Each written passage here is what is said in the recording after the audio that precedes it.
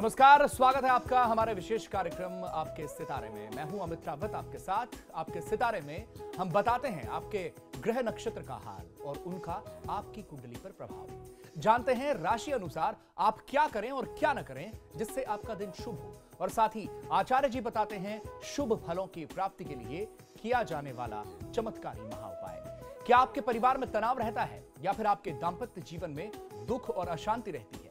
आए दिन आपके घर में वाद विवाद होता है, तो आज आचार्य जी बताएंगे आपको बिना तोड़ फोड़ के वास्तु प्रमाणिक उपाय जो आपके जीवन में लाएगा सुख, शांति और खुशहाली। तो फिर देर किस बात की, आइए शुरू करते हैं आज का आपके सितारे।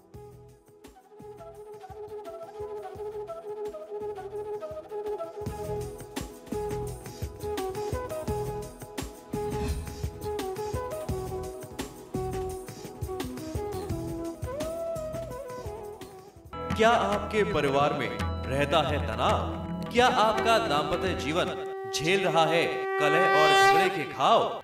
तो जानिए पंडित वैभवनाथ शर्मा से रिश्तों को मजबूत करने के उपाय। तो आपके सितारे में आप अपने मन की हर एक जिज्ञासा को जान सकते हैं, दुविधा को शांत कर सकते हैं और अपने सवाल पूछ सकते हैं। स्टूडियो में साथ देने के लिए मौजूद हैं विश्वविख्यात ज्योतिषाचार्य और वास्तुशास्त्री पंडित वैभवनाथ शर्मा जी। पंडित जी, आपका हार्दिक स्वागत है। जी नमस्कार। तो यदि आप अपनी कुंडली के ग्रह नक्षत्र से परेशान हैं या कार्य, व्यापार और परिवार की चिंता आपको परेशान कर रही है, तो आप भी हमें कॉल कर सकते हैं। हमारे नंबर्स लगातार आपकी टीवी स्क्रीन पर फ्लैश किए जा रहे हैं। आप हमें हमारे टोल फ्री नंबर पर भी कॉल कर सकते हैं। आप हमसे सीधी बात कर सकते हैं। हमारा टोल फ्री नंबर है 180010263003। आप इस नंबर पर मुफ्त में कॉल करें। इसके अलावा आप हमें हमारे लैंडलाइन नंबर्स 012046463332 और 012046463327 पर भी कॉल करके हमसे सीधी बात कर सकते हैं। तो आइए सबसे पहले जानते हैं आचार्य जी से आज का पंचांग। आचार्य जी। ये आज का पंचांग इस प्रकार है। विक्रम संवत 2069 माघ मास चल रहा है और माघ मास के शुक्ल पक्ष की आज नवमी तिथि है। मंगलवार का दिन है। नक्षत्र है रोहिणी, योग है वैधृति, करण है कौलव। जी, और अब बात करते हैं राशियों की कि कैसा आज का दिन रहेगा उनका। चलिए सबसे पहले बात करते हैं मेष राशि वालों की। कैसा होगा आज मेष राशि वालों का दिन? मेष राशि वाले जातक लोगों के लिए आज की दिनचर्या में व्यवसाय और नौकरी में पदोन्नति के प्रबल योग बनते हैं। पति पत्नी के बीच कुछ गलतफहमी, वाद विवाद की संभावना भी बनती है और इस दोष से मुक्ति पाने के लिए आज आपको करना ये चाहिए कि मंगलवार का दिन इस तरीके के दोषों से मुक्ति के लिए बहुत ही प्रामाणिक माना गया है। तो किसी काले कुत्ते को एक इमरती देना आपको बहुत अच्छा लाभ दे सकता है। आज अपने कार्य क्षेत्र में लाभ पाने के लिए किसी भी प्रकार के झूठ और फरेब का सहारा नहीं लेना चाहिए। आज आपको झूठ बोलने से बचना है। जी, और अब बात वृष राशि के जातकों की। तो कैसा रहेगा वृषभ राशि के जातकों का दिन पंडित जी? जी, वृषभ राशि वाले जातक लोगों के लिए रुके हुए कार्य को पुनः आरंभ करने का प्रयास यदि आप करते हैं तो बहुत ही लाभकारी आपको ये प्रयास हो सकता है। माता के स्वास्थ्य को लेकर के आज कुछ चिंता आपको जरूर परेशान कर सकती है और इस चिंता से मुक्ति पाने के लिए श्री आदित्य हृदय स्तोत्र का पाठ करिए। माता के स्वास्थ्य में तत्काल लाभ मिलेगा और आपके जो बाधित कार्य थे वो भी पूर्ण हो जाएंगे। आज की दिनचर्या में अपने कार्य क्षेत्र में मन लगा करके यदि आप प्रयास करते हैं तो सफलता आज निश्चित है। जी, और अब जान लेते हैं मिथुन राशि वालों का कैसा रहेगा आज का दिन। मिथुन राशि वाले जातक लोगों के लिए व्यापार आज लाभ देने की स्थिति में है। परिवार में आपसी तालमेल बना करके आज आपको रखना चाहिए। अपने व्यवहार से किसी के दिल को ठेस न पहुंचाएं। आज का दिन आपके लिए शुभ रहने वाला है। श्री गजेंद्र मोक्ष का पाठ करेंगे तो बहुत अच्छी सफलता मिल सकती है। आज धीरज से काम लें, किसी भी परिस्थिति में धैर्य न खोएं। और अब कर्क राशि वालों के लिए कैसा रहेगा आज का दिन आचार्य जी? जी, कर्क राशि वाले जातक लोगों के लिए आज का दिन, आज का समय विशेष धैर्य वाला है। आज का दिन बहुत अच्छा बीतेगा यदि आप धैर्य से काम लेंगे। बुद्धि ज्ञान के मामलों के लिए महत्वपूर्ण समय है, यानी विद्यार्थियों के लिए आज बहुत ही महत्वपूर्ण समय है। आप अपने संतान पक्ष से संबंधित कोई बहुत ही महत्वपूर्ण निर्णय ले सकते हैं। उसके करियर से जुड़ा कोई बहुत बड़ा डिसीजन आज आपको लेना पड़ सकता है। आज की दिनचर्या को शुभ बनाने के लिए नीलकंठ स्तोत्र का पाठ कर लेना आपके पक्ष में, आपके हित में रहने वाला है।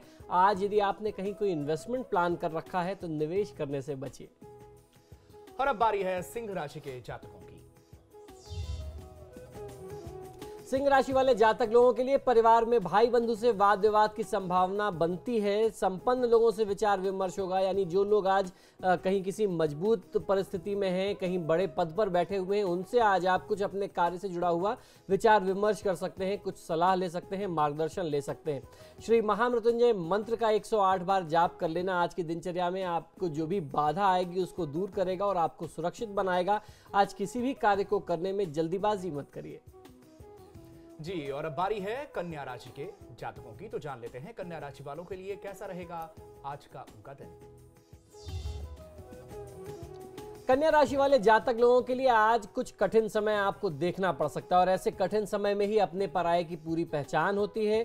जो जिनके प्रेम संबंध चल रहे थे, प्रेमियों के बीच में आज कुछ वाद विवाद की स्थिति बनी रह सकती है, तो इससे आपको आज बचना है, वाद विवाद से बचिए। और आज जो कठिन समय की बात हम लोग कर रहे हैं, जो ग्रहजन परिस्थितियां आपके लिए बन रही हैं, उससे मुक्ति के लिए, उनसे सुरक्षा प्राप्त करने के लिए गायत्री मंत्र से सर्वोत्तम कोई अस्त्र नहीं हो सकता। तो आप अपनी जो सुरक्षा है वो गायत्री मंत्र के माध्यम से सुनिश्चित करिए। कोई भी निर्णय करें तो उसमें आपको सोच समझ करके निर्णय करना चाहिए और परिवार के बड़े बुजुर्ग जिनको आप बड़ा मानते हैं, जिम्मेदार मानते हैं, उनसे सलाह ले लेना भी आपके लिए आज बहुत शुभ रहेगा। जी, और इस बीच एक कॉलर हमारे साथ जुड़ गए। हमारे साथ पूनम जुड़ी हुई है कानपुर से। जी पूनम, आप अपनी डेट ऑफ बर्थ बताइए और सवाल पूछिए आप पंडित जी से। पंडित जी नमस्ते। जी नमस्कार, बताइए। पंडित जी, हमें अपने बारे में पूछना है। मेरी डेट ऑफ बर्थ है 26/11/1986, 26 नवंबर 1986। जी जी पूछिए, क्या पूछना चाहती हैं आप? समय बता दें। जी 11 रात का। जी और जन्म स्थान है कानपुर। जी प्रश्न बताइए। और पंडित जी, मेरा प्रश्न ये है कि मैंने जिसको भी अपनी कुंडली दिखाई है, कोई ये बताता है कि ये ग्रह खराब है, वो ग्रह खराब है।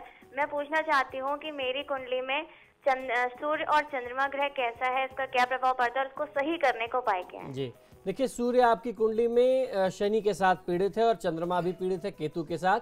तो जहां तक इनकी बात है तो इनका अभी कोई बहुत विशेष परिस्थिति आपके लिए नहीं है। दशा जिसकी चल रही है उसके अनुसार यदि आप वर्तमान समय में उपाय करेंगे तो आपको ज़्यादा अच्छा लाभ मिलेगा। सूर्य और चंद्रमा ये जब भी गोचर में आएंगे तो आपको परेशान करेंगे। अभी अंतरदशा में या प्रत्यंतर दशा में इनकी कहीं दूर दूर तक दशा नहीं है, तो आपको बहुत चिंतित इनके लिए नहीं होना है। आपको राहु और शनि के लिए उपाय करना चाहिए और मुझे ऐसा लगता है कि आप स्वयं जानकार हैं, आप खुद से उपाय करेंगे तो बहुत अच्छा लाभ ले सकते हैं। जी, और बबली हमारे साथ ऋषिकेश से जुड़ी हुई हैं। बबली, आप अपनी डेट ऑफ बर्थ बताइए, जन्म स्थान बताइए और जन्म का समय बताइए। बबली, क्या आप मुझे सुन पा रही हैं? हाँ जी पंडित जी, मुझे दुकान के बारे में पूछना है। मेरे पति की फर्नीचर की दुकान है जी, उसके बारे में पूछना है। जी आप मुझे डेट ऑफ बर्थ बताइए अपने पतिदेव की। जी 7666। मुझे पुरानी मुझे सही पता नहीं है डेट वर्थ तो। जी तो फिर आप जानना कैसे, क्या आप वास्तु जानना चाहती हैं?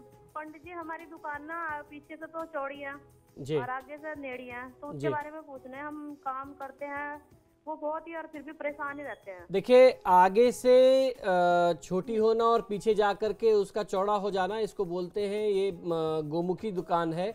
गोमुखी जो भी प्लॉट होता है, जो भी भूमि होती है, वो रिहायशी तौर पे बहुत ज़्यादा शुभ मानी गई है वास्तुशास्त्र के दृष्टिकोण से। और व्यापार के लिए सिंहमुखी का होना वो ज़्यादा अच्छा होता है, आगे से चौड़ा और पीछे जाकर के सकरा हो जाना।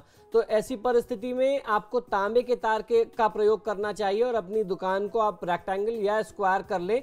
जितनी चौड़ाई आगे है उसके ही सीधे नाप से पीछे तक एक जो है तांबे का तार दोनों साइड में डाल दीजिए, आपको बहुत अच्छा फायदा मिल जाएगा। जी चलिए, और रेखा हमारे साथ आगरा से जुड़ी हुई है। रेखा, क्या पूछना चाहती हैं आप? अपनी डेट ऑफ बर्थ, जन्म का समय और जन्म स्थान बताइए। पंडित जी नमस्ते। जी नमस्कार, बताइए। मुझे अपनी माँ के बारे में पूछना है पंडित जी। वो बहुत परेशान है, मतलब 2 साल से मेरे पास ही रह रही है। मेरे पापा भाई बहन कोई भी नहीं है, वो मेरे पास ही रहती है। उनकी 2 साल पहले पैर की हड्डी टूट गई, अब हाथ की टूट गई। क्या कभी सुख नहीं आएगा उनके जीवन में? मुझे ये पूछना है जी। प्रेमवती शर्मा नाम है जी, क्या आपको उनका जन्म विवरण मालूम है? कुछ जानकारी है? डेट ऑफ बर्थ मुझे पता नहीं है और ना समय की तारीख। कोई बात नहीं। देखिए, प्रश्न लग्न के अनुसार जहाँ तक देखते हैं तो चंद्रमा की महादशा आ रही है। चंद्रमा जो है वो बहुत अच्छे भावों का स्वामी नहीं है और केतु के साथ केतु की अंतर्दशा है, तो ये चंद्रमा और केतु का जो कॉम्बिनेशन है इसका निदान कर लेना चाहिए। और मुझे ऐसा लगता है कि यदि महादेव शिव की आराधना करें चंद्रमा की दशा में, क्योंकि वो स्वयं महामृत्युंजय है, महाकाल है, तो आपके माताजी की स्वास्थ्य संबंधी जो समस्या है वो तत्काल दूर हो जाएगी। चलिए फिलहाल वक्त एक छोटे से ब्रेक का है और ब्रेक के बाद बाकी बची हुई जो राशियां हैं उनका हाल और कुछ और लोगों से बातचीत। छोटे से ब्रेक।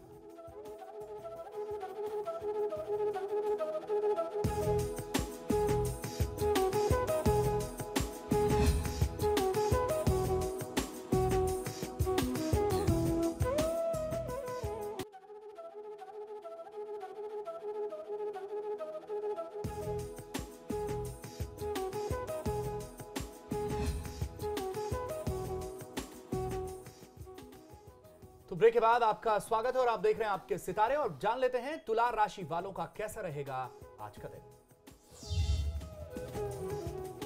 तुला राशि वाले जातक लोगों के लिए आज की दिनचर्या में मानसिक तनाव से आपके काम में कुछ व्यवधान खड़ा हो सकता है। परिवार में क्लेश की स्थिति बनी रह सकती है।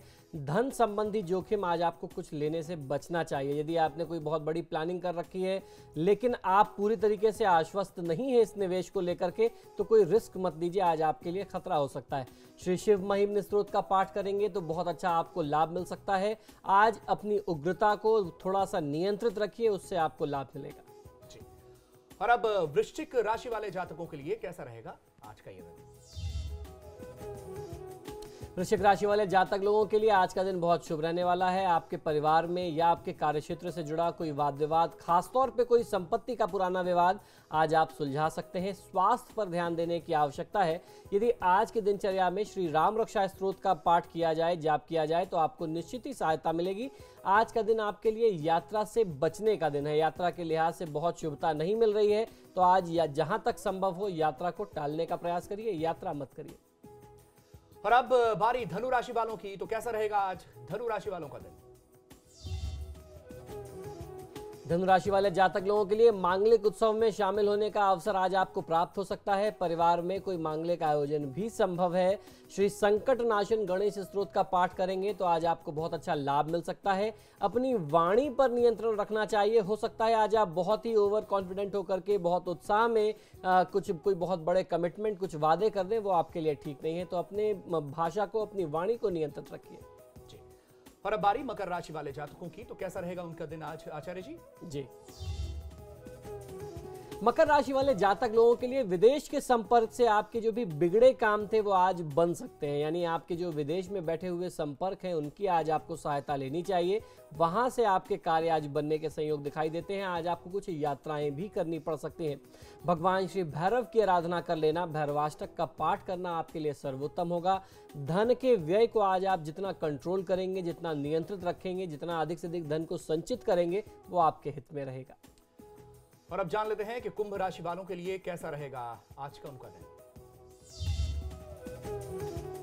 कुंभ राशि वाले जातक लोगों के लिए आज की दिनचर्या में आर्थिक नियंत्रण और निर्णय आपको अपने हाथ में रखना चाहिए। सम्मान में वृद्धि की दृष्टि से यह समय बहुत उत्तम है। संकटाष्टक का पाठ कर लेना, देवी संकटा की आराधना करना आपको बहुत अच्छा लाभ दे सकता है। पार्टनर से वाद विवाद और झगड़े को आज आपको बचाने का प्रयास करना है, उसे बढ़ाना नहीं। और अब बारी मीन राशि वाले जातकों की। मीन राशि वाले जातक लोगों के लिए दांपत्य जीवन प्रगाढ़ होने वाला है। आपसी कटुता दूर होने के संयोग दिखाई देते हैं। आर्थिक लेन देन होगा। आजीविका के क्षेत्र में सुधार की स्थिति आपके सामने आएगी। मां लक्ष्मी की आराधना कर लेना, लक्ष्मी गायत्री मंत्र के माध्यम से आपके लिए हित में रहने वाला है। घर आए हुए किसी व्यक्ति को खाली हाथ वापस न जाने दें। कोई भी आगंतुक आता है, कोई अतिथि आता है, तो उसको ससम्मान कुछ दान दक्षिणा दे करके, भेंट उपहार दे करके विदा करिए। और एक और कॉलर हमारे साथ जुड़ गए हैं, ज्योति हैं हरदोई से। ज्योति, अपनी डेट ऑफ बर्थ, समय और स्थान बताइए और सवाल पूछिए आप पंडित जी से।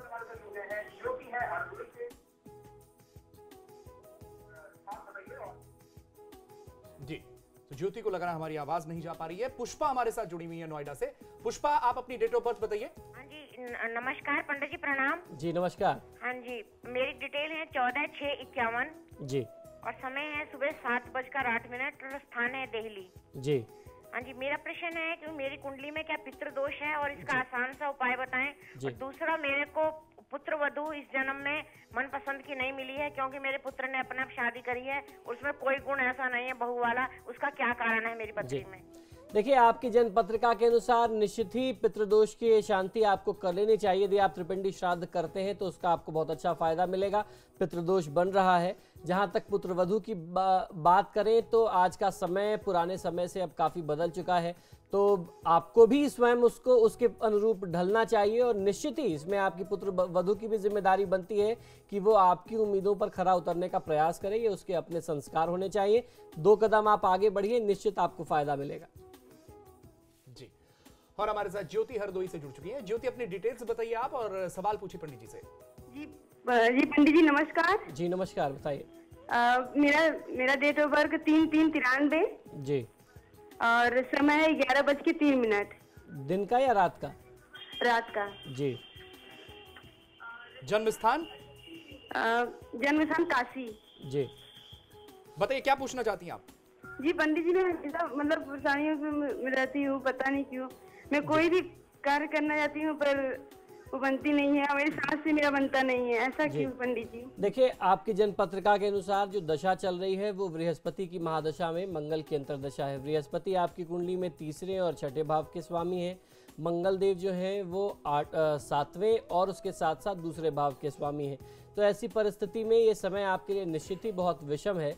आपको भगवान विष्णु और उसके साथ साथ हनुमान जी की आराधना करनी चाहिए। सुंदरकांड का पाठ यदि संभव हो तो आप अपने घर में करें, तो जितनी भी विषम परिस्थितियां हैं, जो भी संकट की स्थिति है, संघर्ष की स्थिति है, वो दूर होगी और आपको परिवार का स्नेह मिलेगा।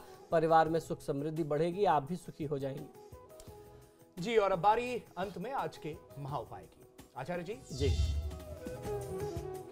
अक्सर हम लोगों से लोग प्रश्न ये करते हैं कि बहुत ही प्रयास करने के बावजूद भी, परिवार को सारे सुख समृद्धि की चीज़ें उपलब्ध कराने के बावजूद भी आपस में तालमेल की कमी रहती है, तारतम्य नहीं बैठ पाता, बहुत ज़्यादा वाद विवाद रहता है, परिजनों में बहुत ज़्यादा तनाव रहने से मन हमेशा अशांत रहता है।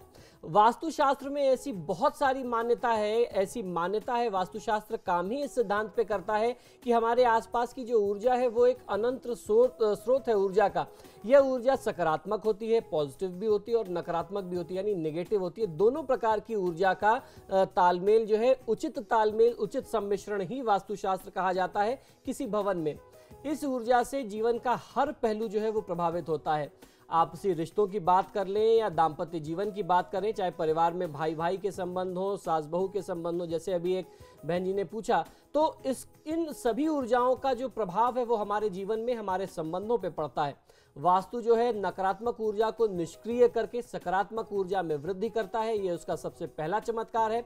अब मैं आपको कुछ छोटे छोटे उपाय बताता हूं कि छोटे उपायों के माध्यम से आप आपसी रिश्तों को कैसे मजबूत कर सकते हैं, परिवार में होने वाले तनाव को कैसे दूर कर सकते हैं, पति पत्नी के संबंधों में जो तलखियां, जो तनाव की स्थिति है उसको दूर करने के लिए आपको क्या कुछ करना चाहिए। तो सबसे पहला उपाय नंबर 1, वास्तुशास्त्र में घर के दक्षिण पश्चिम का जो कोना है, जो खंड है, उसको आपसी रिश्तों के लिए बहुत ही प्रमुख माना गया है, इसे सक्रिय माना गया है। इसलिए इस खंड में सकारात्मक ऊर्जा को सक्रिय और नकारात्मक ऊर्जा को निष्क्रिय करने के लिए आप जो भी प्रयास करेंगे वो बहुत ज्यादा फलदायी होगा। तो वहां पर आपको प्रयास ये करना चाहिए कि दक्षिण पश्चिम के क्षेत्र में यदि अंधेरा रहता हो तो आपको एक लाल बल्ब हर शाम को, हर संध्या को कम से कम 21 दिन के लिए नियमित वहां पे जलाना चाहिए, या एक दीपक जला दीजिए सरसों के तेल का। ये बहुत अच्छा आपको लाभ देता है। आपको प्रयास ये करना है कि अपने कमरे में जो आप अपना बिस्तर लगाते हैं, शयन की जो व्यवस्था करते हैं, वो खिड़की से सटा करके या दरवाजे के तत्काल आसपास कहीं एकदम उसके तुरंत बाद न लगाया जाए। इससे आपके रिश्तों में, संबंधों में तनाव की स्थिति आती है, तनाव उत्पन्न होता है और आपसी असहयोग की प्रवृत्ति को बढ़ावा मिलता है। परिवार का हर एक व्यक्ति जो है दूसरे के साथ असहयोग की स्थिति में रहेगा कि अगर वो मेरे साथ ऐसा नहीं करते तो मैं उनको सहायता क्यों करूं। ये जो असहयोग की भावना है वो वैमनस्यता परिवार में बढ़ जाती है। अगर ऐसा संभव न हो पा रहा हो तो आपको अपना सिराहना जो है वो सिराहना और खिड़की के बीच में या दरवाजे के बीच में एक पर्दा अवश्य डाल देना चाहिए। यदि आपकी बाध्यता है, आप चेंज नहीं कर सकते, तो एक पर्दा डाल करके उसके बीच में एक पार्टीशन का स्वरूप दे दीजिए। नकारात्मक ऊर्जा जो है वो आपके रिश्तों पर किसी भी तरीके से असर नहीं कर पाएगी यदि आप बीच में एक पार्टीशन डाल देते हैं। ऐसी चीज का प्रयोग करने से आपको बचना चाहिए जो अलगाव दर्शाती है। छत पर बीम का होना या दो अलग अलग मैट्रेस का प्रयोग करना बेड में, ये बहुत ज्यादा अशुभ माना जाता है फेंग शुई और वास्तु दोनों के लिहाज से। इसीलिए कहते हैं कि कभी भी पति पत्नियों को एक बेड में जो अलग अलग मैट्रेस होती है उस पर नहीं सोना चाहिए, वो आपस में अलगाव दिखाते हैं।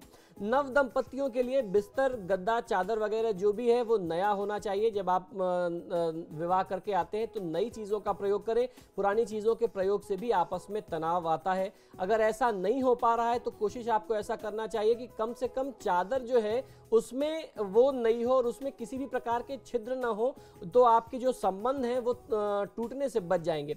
जिस बिस्तर पर, जिस पलंग पर नव दंपत्ति शयन करते हो, किसी और से आप जो है दक्षिण की तरफ सिर करके सोएंगे तो आपको बहुत अच्छा लाभ मिलेगा। और आपको ध्यान ये रखना है कि आपके बेड पर शुरू के समय में जब आप नवविवाहित हैं तो किसी और को उसका प्रयोग करने का हक आपको नहीं देना चाहिए। इससे भी आपके बीच में तनाव की स्थिति आती है, यह वास्तु का सिद्धांत है।